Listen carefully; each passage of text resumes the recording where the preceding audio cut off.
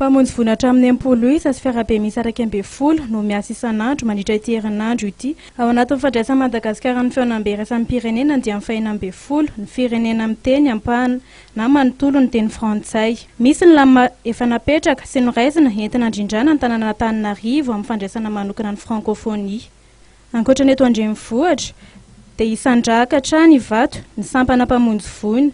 Anisan'izany ihany ny fampitomboana ireo fiarabe izay navoaka manokana anaramaso ny manodidina ny vato izay toerana andraisana ny francophonie.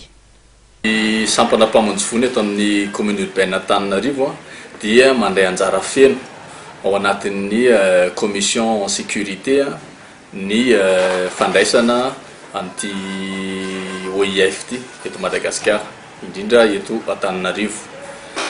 Tsy mionona fotsiny amin'ny hoe fandalovana Antananarivo renivohitra fa hatrany amin'ny Ivato any amin'ny CCI zany dia misy ny fiparitahana ireo fiarabe ny sampana mpamonjy voina Antananarivo.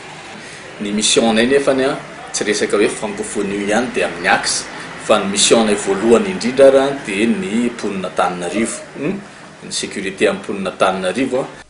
Fiarovana ny mponina malagasy sy ny fanana ny tena andraikitra hijoroan'ny mpamonjy voina ka na eo aza ny lama manokana momba ny fandraisana ny francophonie dia misy ihany koa ireo fiarabe naparitaka eny amin'ny faritra sasantsasany mba ahafahana manara-maso ny mponina sy ny loza izay miasa 4 ora.